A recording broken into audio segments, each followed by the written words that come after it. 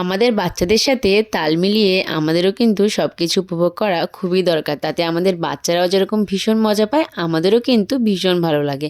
আর আমাদের বাচ্চারা খুশি মানে আমরা খুশি। কি ঠিক বললাম তো? আমার মামাম কিন্তু এখন ভীষণ ছোট। ও কিন্তু এইসব এখন অত কিছুই বোঝে না, কিন্তু এই সব জিনিসগুলো দেখলে ওর ভীষণ আনন্দ লাগে। তাই মাম্মাম যে জিনিসগুলোতে আনন্দ পায় আমরা সবসময় সেটা করার চেষ্টা করি। তো ও সেটা বুঝুক আর না বুঝুক, মাম্মাম লাইটিং দেখতে ভীষণ পছন্দ করে। আমরা 25শে ডিসেম্বরের আগের দিন সেই জন্য একটু বেরিয়েছিলাম। রাস্তায় ভীষণ সুন্দর লাইটিং করেছিল, আর মাম্মামের সেটা দেখে তো আনন্দের আর কোনো সীমাই নেই। আর তারপর আমরা একটু বাড়ি এসে ক্রিসমাসের জন্য সাজিয়েছিলাম। ওই যে বললাম আমার মাম্মাম কিন্তু এইসব কিছুই বোঝে না, তা ও এইগুলো দেখলে একটু আনন্দ পায়, তাই জন্যই এইসব করা। আর এই বাথটাবটা মাম্মামকে ওর পাপা গিফট করেছে ক্রিসমাসের জন্য। তো এইটা পেয়ে ও ভীষণ ভীষণ খুশি। তোমরা সেটা ওর চোখ মুখ দেখেই বুঝতে পারবে। আর মামামকে যেহেতু আমি কালকে সান্তা সাজাবো, সেই জন্য ও তো সান্তা ক্লজ হবে, আর সান্তা তো সবাইকে গিফটস দেয়। তো সেই জন্য আমি কিছু গিফটস কিনেছিলাম, আর তারপর র্যাপিং পেপার এনে সেগুলোকে একটু র্যাপ করেছিলাম। রাতের বেলা মামাম যখন ঘুমিয়ে পড়েছিল তখন ওই সবগুলো আমি করেছিলাম। পরের দিন সকালে মানে 25 ডিসেম্বরের দিন মামাম ঘুম থেকে ওঠার পর মামামকে খাইয়ে দাইয়ে রেডি করিয়ে মামামের জন্য যে সান্তার ড্রেসটা নিয়েছিলাম সেইটা পরিয়ে মামামকে সুন্দর করে সাজিয়ে দিয়েছি। আর ড্রেসটার মধ্যে ছিল দেখো প্যান্ট, মানে শার্ট, আর একটা ব্যাগ, আর একটা টুপি। এই দেখো, এটা আমার ছোট্ট শান্তা।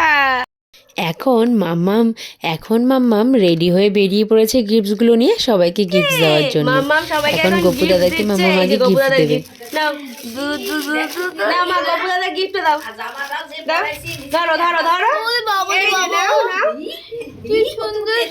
দাও, গপু দাদাকে দাও। দাও, গপু দাদাকে দাও। দিয়ে দিয়েছো? চলো। নাও, গপু দাদা।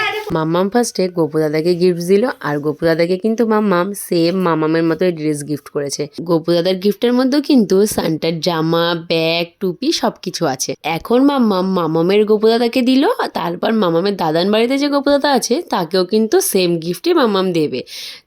তারপর মাম্মাম ওর ঠাম্মিকে গিফট দিল, ওর দিদিভাইকে গিফট দিয়েছে, ওর জেঠুকে গিফট দিল, ওর জেঠিকে দিয়েছে, ওর বড়দিকে দিয়েছে। এখানে বাড়ির সবাইকে কিন্তু মোটামুটি গিফট দেওয়া কমপ্লিট। আর মাম্মাম যে গিফটগুলো সবাইকে দিয়েছে সেগুলো কিন্তু সবার ভীষণ পছন্দ হয়েছে। মাম্মামের বাড়িতে কিন্তু সবাইকে গিফট দেওয়া হয়ে গেছে। এখন মাম্মাম কিন্তু দাদান বাড়িতে যাবে সবাইকে গিফট দিতে। আর এখানে মাম্মামের মিমো ফোন করেছে, তো মাম্মাম মিমোর সাথে একটু কথা বলে নিল ভিডিও কলে। আর আমার বোন সকালে আমাদের নিতে চলে এসেছিল, তো সেই জন্য আমি আর মাম্মাম দুজনে মিলে বোনের সাথে বাড়ি যাচ্ছি। আর যেতে যেতে রাস্তায় মাম্মামের দাদা ভাইয়ের সাথে মাম্মামের দেখা হয়ে গেল।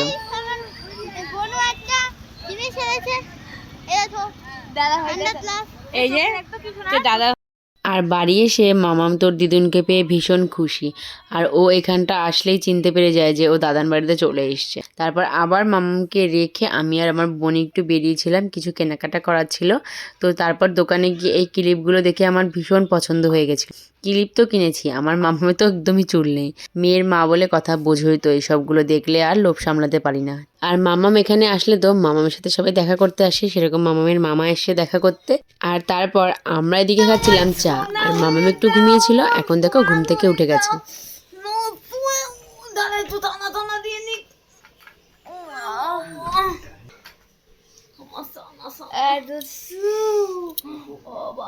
এই দেখো এই বাড়ির গপু কিন্তু কি সুন্দর করে সেজেছে। এই ড্রেসটাই কিন্তু এনেছি, এটার সাথে টুপি, ব্যাগ, জামা সব কিছু আছে। আর আমার বাড়ির গপুরও সেম, ভীষণ সুন্দর লাগছে না বলো?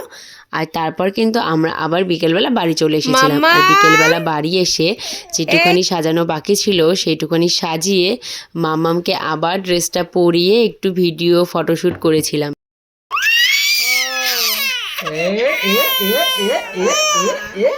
তারপর কিন্তু মামামের একটু ঘুম পেয়ে গেছিলো, তাই মামাম কিন্তু একটু কান্না করছিল।